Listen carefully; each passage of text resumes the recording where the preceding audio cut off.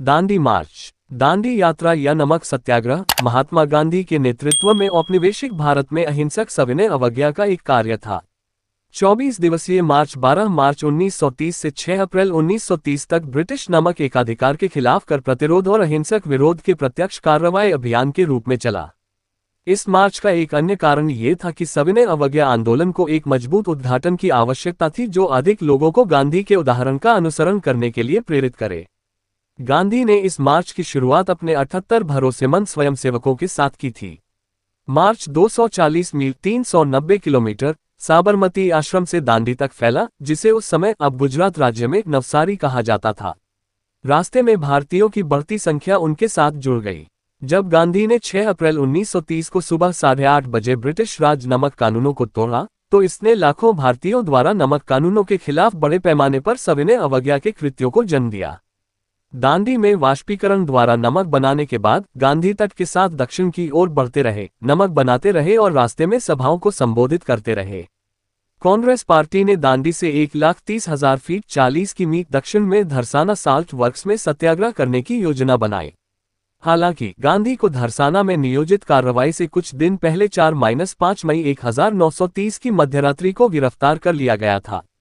दांडी मार्च और आगामी धरसाना सत्याग्रह ने व्यापक समाचार पत्रों और न्यूज़रील कवरेज के माध्यम से भारतीय स्वतंत्रता आंदोलन की ओर दुनिया भर का ध्यान आकर्षित किया। नमक कर के खिलाफ सत्याग्रह लगभग 1 साल तक जारी रहा। गांधी की जेल से रिहाई और दूसरे गोलमेज सम्मेलन में लॉर्ड इरविन के साथ बातचीत के साथ समाप्त हुआ। हालांकि नमक सत्याग्रह के परिणामस्वरूप 60,000 से अधिक भारतीयों को जेल में डाल दिया गया। अंग्रेजों ने तत्काल बड़ी रियायतें नहीं दी। नमक सत्याग्रह अभियान गांधी के अहिंसक विरोध के सिद्धांतों पर आधारित था, जिसे सत्याग्रह कहा जाता है, जिसका उन्होंने संक्षेप में सत्यबल के रूप में अनुवाद किया। शाब्दिक रूप से ये संस्कृत के शब्द सत्य, सत्य और अग्रह, आग्रह से बना है। 1930 की शुरुआत में भारतीय राष्ट्रीय कांग्रेस ने ब्रिटिश शासन से भारतीय संप्रभुता और स्वशासन जीतने के लिए अपनी मुख्य रणनीति के रूप में सत्याग्रह को चुना और अभियान को व्यवस्थित करने के लिए गांधी को नियुक्त किया। गांधी ने 1882 के ब्रिटिश नमक अधिनियम को सत्याग्रह के पहले लक्ष्य के रूप में चुना। दांडी के लिए नमक मार्च और धरसाना में सैकड़ों अहिंसक प्रदर्शनकारियों की ब्रिटिश पुलिस द्वारा पिटाई, जिसे दुनिया भर में समाचार कवरेज मिला, ने सामाजिक और राजनीतिक अन्याय से लड़ने के लिए एक तकनीक के रूप में सविनय अवज्ञा के प्रभावी उपयोग का प्रदर्शन किया। 1960 के दशक में अफ्रीकी अमेरिकियों और अन्य अल्पसंख्यक समूहों के नागरिक अधिकारों के लिए नागरिक अधिकार आंदोलन के दौरान गांधी और मार्च टू दांडी की सत्याग्रह शिक्षाओं का अमेरिकी कार्यकर्ताओं Martin Luther king, James Wavell और अन्य पर महत्वपूर्ण प्रभाव पड़ा। यह मार्च 1920-22 के असहयोग आंदोलन के बाद से ब्रिटिश सत्ता के लिए सबसे महत्वपूर्ण संगठित चुनौती थी और 26 जनवरी 1930 को भारतीय राष्ट्रीय कांग्रेस द्वारा संप्रभुता और स्वशासन की पूर्ण स्वराज की घोषणा का सीधे पालन किया। इसने दुनिया भर में ध्यान आकर्षित किया, जिसने भारतीय स्वतंत्रता आंदोलन को गति दी और राष्ट्रव्यापी सविनय अवज्ञा आंदोलन शुरू किया, जो 1934 तक जारी रहा। लगभग 25 दिन बाद 6 अप्रैल 1930 को 241 मील की दूरी तय कर यह यात्रा दांडी पहुंची थी। तत्पश्चात गांधी ने कच्छ भूमि में समुद्र तल से एक मुट्ठी नमक उठाकर अंग्रेजी हुकूमत को सशक्त संदेश दिया और नमक कानून को तोड़ा। यह आंदोलन तकरीबन 1 साल तक चला, जिसमें 70,000 से भी ज्यादा भारतीयों को गिरफ्तार किया गया था। 1931 में गांधी और तत्कालीन वायसराय लॉर्ड इरविन के बीच हुए समझौते के साथ इस सत्याग्रह को खत्म किया गया, किंतु तब तक चिंगारी भड़क चुकी थी और इसी आंदोलन से सविनय अवज्ञा आंदोलन की शुरुआत हुई, जिसने संपूर्ण देश में अंग्रेजी हुकूमत के विरोध में व्यापक जन संघर्ष को जन्म दिया। आंदोलन का विषय दांडी मार्च, जिसे नमक मार्च, सॉल्ट मार्च और दांडी सत्याग्रह, दांडी सत्याग्रह के नाम से भी जाना जाता है, मोहनदास करमचंद गांधी के नेतृत्व में किया गया एक अहिंसक सविनय अवज्ञा आंदोलन था। इसे 12 मार्च 1930 से 6 अप्रैल 1930 तक नमक पर ब्रिटिश एकाधिकार के खिलाफ कर प्रतिरोध और अहिंसक विरोध के प्रत्यक्ष कार्रवाई अभियान के रूप में चलाया गया। गांधी जी ने 12 मार्च को साबरमती से अरब सागर, दांडी के तटीय शहर तक 78 अनुयायियों के साथ 241 मील की यात्रा की। इस यात्रा का उद्देश्य गांधी और उनके समर्थकों द्वारा समुद्र के जल से नमक बनाकर ब्रिटिश नीति की उल्लंघन करना था। दांडी की तर्ज पर भारतीय राष्ट्रवादियों द्वारा बंबई और कराची जैसे तटीय शहरों में नमक बनाने हेतु भीड़ का नेतृत्व किया गया। सविनय अवज्ञा आंदोलन संपूर्ण देश में फैल गया। जल्द ही लाखों भारतीय इसमें शामिल हो गए। ब्रिटिश अधिकारियों ने 60,000 से अधिक लोगों को गिरफ्तार किया। 5 मई को गांधी जी के गिरफ्तार होने के बाद भी यह सत्याग्रह जारी रहा। कवयित्री सरोजिनी नायडू द्वारा 21 मई को बंबई से लगभग 150 मील उत्तर में धरसाना नामक स्थल पर 2500 लोगों का नेतृत्व किया गया। अमेरिकी पत्रकार वेब मिलर द्वारा दर्ज की गई इस घटना ने भारत में ब्रिटिश नीति के खिलाफ अंतर्राष्ट्रीय स्तर पर आक्रोश उत्पन्न कर दिया। गांधी जी को जनवरी 1931 में जेल से रिहा कर दिया गया, जिसके बाद उन्होंने भारत के वायसराय लॉर्ड इरविन से मुलाकात की। इस मुलाकात में लंदन में भारत के भविष्य पर होने वाले गोलमेज सम्मेलन राउंड टेबल कॉन्फ्रेंसेस में शामिल होने तथा सत्याग्रह को समाप्त करने पर सहमति बनी। गांधी जी ने अगस्त 1931 में राष्ट्रवादी भारतीय राष्ट्रीय कांग्रेस के एकमात्र प्रतिनिधि के रूप में इस सम्मेलन में हिस्सा लिया। ये बैठक निराशाजनक रही, लेकिन ब्रिटिश नेताओं ने गांधी जी को एक ऐसी ताकत के रूप में स्वीकार किया जिसे वे न तो दबा सकते थे और न ही अनदेखा कर सकते थे। संप्रभुता और स्वशासन की घोषणा।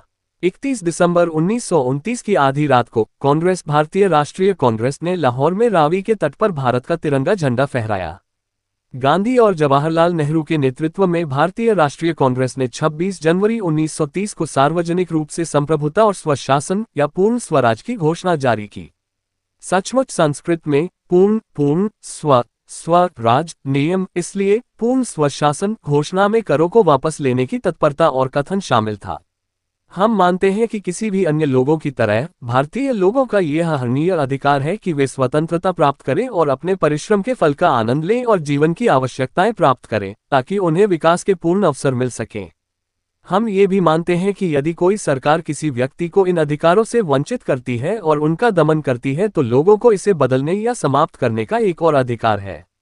भारत में ब्रिटिश सरकार ने न केवल भारतीय लोगों को उनकी स्वतंत्रता से वंचित किया है, बल्कि जनता के शोषण पर आधारित है और आर्थिक, राजनीतिक, सांस्कृतिक और आध्यात्मिक रूप से भारत को बर्बाद कर दिया है। इसलिए हम मानते हैं कि भारत को ब्रिटिश कनेक्शन को तोड़ देना चाहिए और पूर्ण स्वराज या पूर्ण संप्रभुता और स्वशासन प्राप्त करना चाहिए। कांग्रेस कार्य समिति ने गांधी को सविनय अवज्ञा के पहले अधिनियम के आयोजन की जिम्मेदारी दी। साथ ही कांग्रेस स्वयं गांधी की गिरफ्तारी के बाद कार्यभार संभालने के लिए तैयार थी। गांधी की योजना ब्रिटिश नमक कर के उद्देश्य से सत्याग्रह के साथ सविनय अवज्ञा शुरू करने की थी। 1882 के नमक अधिनियम ने अंग्रेजों को नमक के संग्रह और निर्माण पर एकाधिकार दिया। इसके संचालन को सरकारी नमक डिपो तक सीमित कर दिया और नमक कर लगा दिया। नमक अधिनियम का उल्लंघन एक आपराधिक अपराध था। भले ही तट पर रहने वालों के लिए नमक स्वतंत्र रूप से उपलब्ध था, समुद्र के पानी के वाष्पीकरण द्वारा भारतीयों को इसे औपनिवेशिक सरकार से खरीदने के लिए मजबूर किया गया था। ऐतिहासिक मार्च की पूर्व संध्या पर एक यादगार भाषण। गांधी जी ने कहा, इस बात की पूरी संभावना है कि यह आपको दिया गया मेरा आखिरी भाषण होगा। अगर सरकार मुझे कल सुबह मार्च करने की अनुमति देती है, तब भी इस साबरमती के पवित्र तट पर यह मेरा आखिरी भाषण होगा। संभवतः ये यहाँ बोले जाने वाले मेरे जीवन के अंतिम शब्द हो। मैं जो कुछ कहना चाहता था वह मैंने आपको कल ही बता दिया है। आज मैं आपको वह बताऊंगा कि मेरे और मेरे साथियों के गिरफ्तार हो जाने के बाद आपको क्या करना चाहिए। जैसा मूल रूप से तय किया गया था, जलालपुर तक मार्च करने का कार्यक्रम अवश्य पूरा किया जाना चाहिए। इस उद्देश्य के लिए स्वयंसेवकों का नामांकन केवल गुजरात तक ही सीमित होना चाहिए। पिछले एक पखवाड़े के दौरान मैंने जो किया है और सुना है, मेरा मत है कि सिविल प्रतिरोधकारियों की धारा अटूट रूप से प्रवाहित होती रहेगी। लेकिन हम सब के गिरफ्तार होने के बाद भी शांति भंग करने की एक झलक नहीं मिलनी चाहिए। हमने विशेष रूप से अहिंसक संघर्ष में अपने सभी संसाधनों का उपयोग करने का संकल्प लिया है।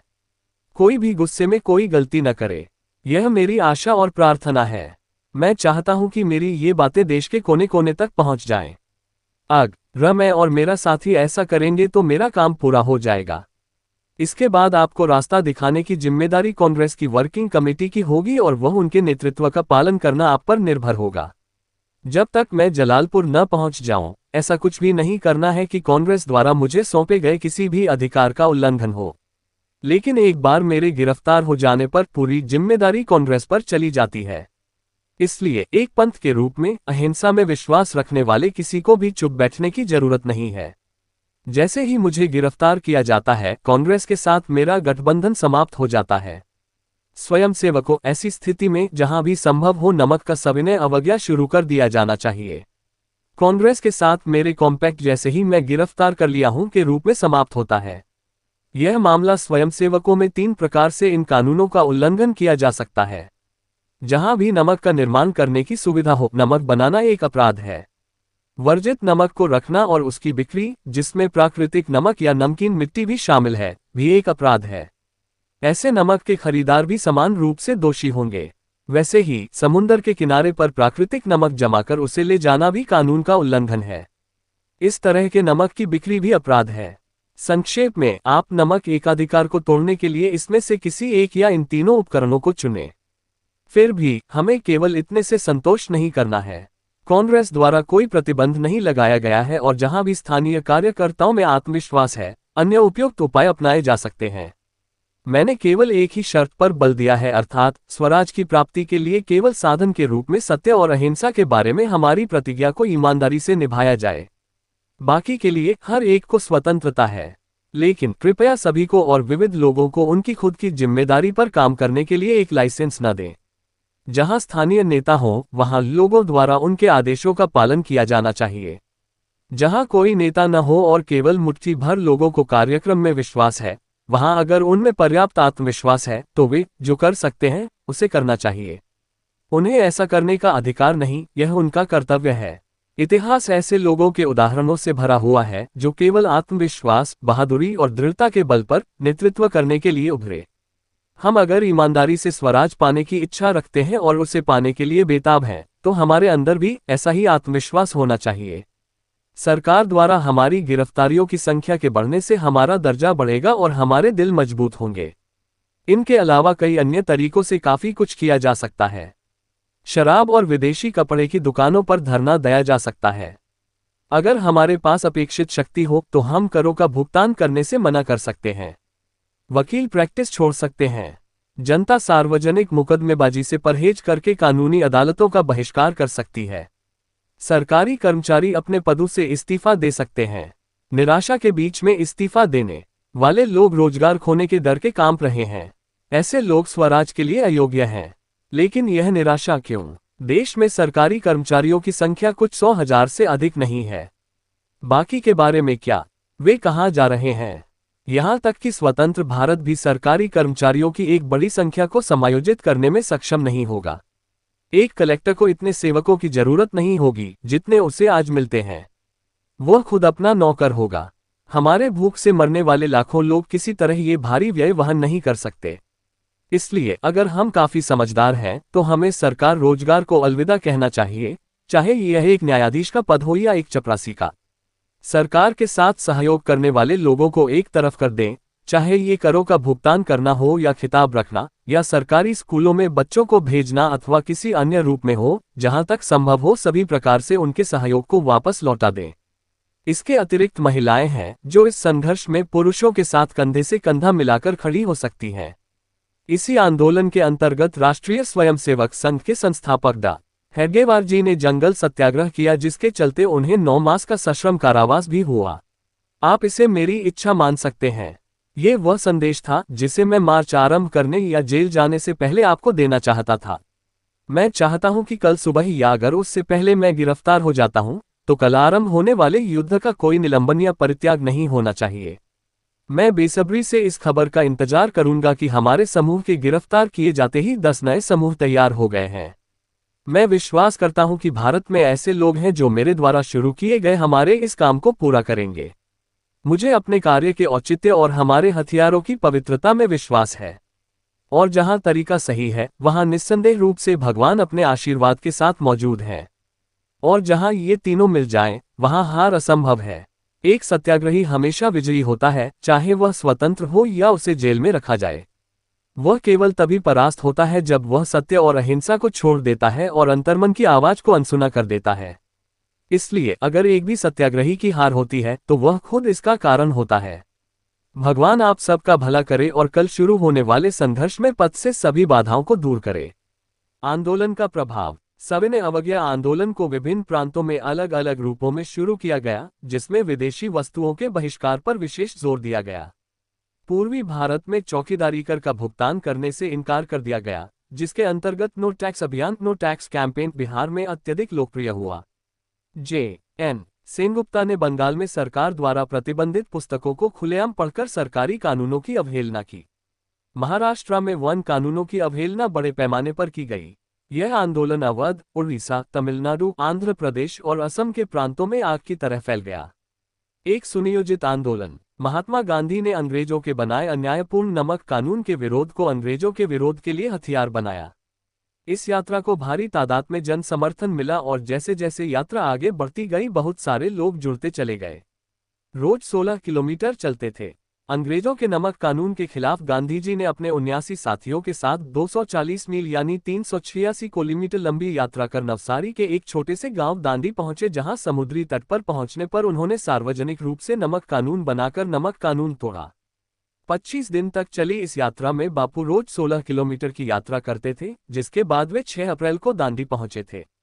लोगों ने दिया साथ 12 मार्च 1930 का दिन भारत की आज़ादी की लड़ाई में अहम पड़ाव माना जाता है। ये वह समय था जब कुछ महीने पहले ही कांग्रेस ने पूर्ण स्वराज का संकल्प लिया था। इससे पहले साल 1920 में असहयोग आंदोलन चौरी चौरा हिंसा की भेंट चढ़ गया था। इसके बाद ये पहला इतना बड़ा जन आंदोलन था जिसमें लोगों ने बापू का भरपूर साथ दिया और यह आंदोलन पूरी तरह अहिंसक रहते हुए सफल रहा। तोड़ा अंग्रेजी हुकूमत का घमंड। दांडी मार्च खत्म होने के बाद चल असहयोग आंदोलन के तहत बड़े पैमाने पर गिरफ्तारियां हुई। कांग्रेस के प्रथम पंक्ति के सभी नेता गिरफ्तार होते रहे, लेकिन आंदोलनकारियों और उनके समर्थकों ने किसी तरह से हिंसा का सहारा नहीं लिया। यहां तक कि अमेरिकी पत्रकार वेब मिलर ने अंग्रेजों के सत्याग्रहियों पर हुए अत्याचार की कहानी दुनिया के सामने रखी तो पूरी दुनिया में ब्रिटिश साम्राज्य की बहुत बेइज्जती हुई। भारतीय स्वतंत्रता की नींव। इस आंदोलन का खात्मा गांधी इरविन समझौते के साथ हुआ। इसके बाद अंग्रेजों ने भारत को स्वायत्तता देने के बारे में विचार करना शुरू कर दिया था। 1935 के कानून में इसकी झलक भी देखने को मिली और सविनय अवज्ञा की सफलता के विश्वास को लेकर गांधी जी ने 1942 में भारत छोड़ो आंदोलन शुरू किया, जिसने अंग्रेजों को भारत छोड़ने को मजबूर होना पड़ा। संघ का योगदान। संपादित करें। संघ का कार्य अभी मध्य प्रांत में ही प्रभावी हो पाया था। यहाँ नमक कानून के स्थान पर जंगल कानून तोड़कर सत्याग्रह करने का निश्चय हुआ। डॉक्टर केशव बलिराम हेडगेवार संघ के सरसंघचालक का दायित्व डॉक्टर लक्ष्मण वासुदेव परांजपे को सौंप स्वयं अनेक स्वयंसेवकों के साथ सत्याग्रह करने गए।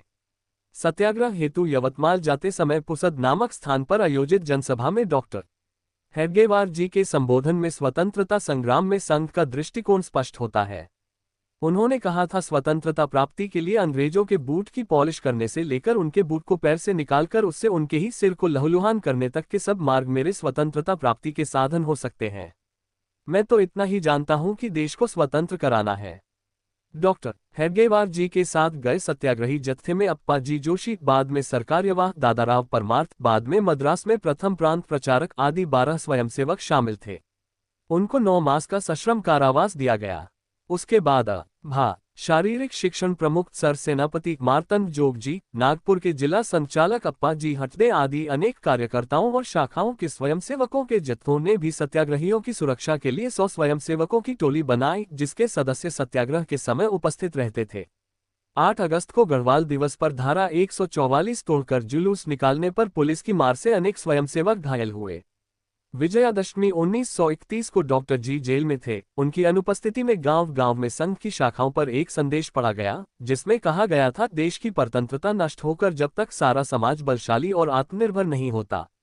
महत्व। इस आंदोलन के परिणाम स्वरूप भारत में ब्रिटेन से होने वाला आयात काफी गिर गया। उदाहरण के लिए ब्रिटेन से कपड़े का आयात आधा हो गया।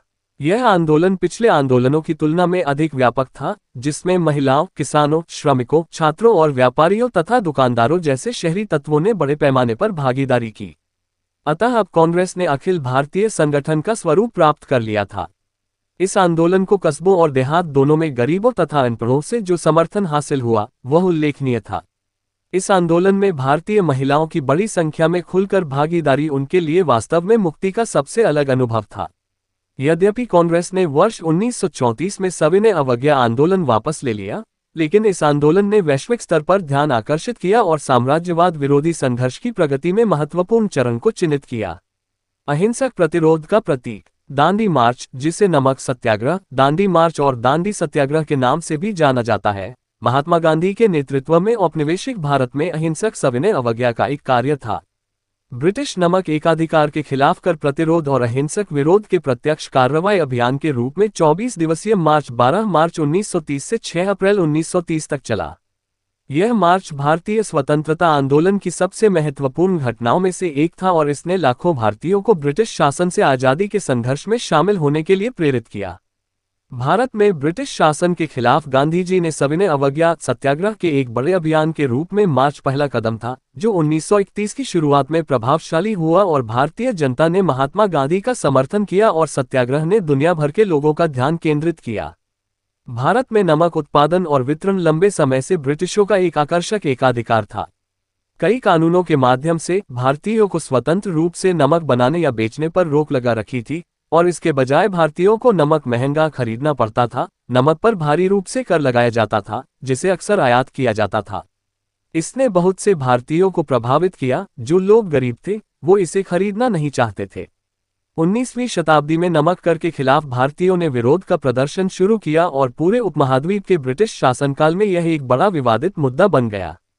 1930 की शुरुआत में गांधी ने सदाबहार नमक कर के खिलाफ उच्च प्रदर्शन करने का फैसला किया, जो कि अब पश्चिम में भारतीय राज्य गुजरात के माध्यम से शुरू हुआ। उन्होंने अपने आश्रम अहमदाबाद के पास अरब सागर तट पर 12 मार्च को पैदल कई दर्जन स्वयं सेवकों के साथ यात्रा शुरू की।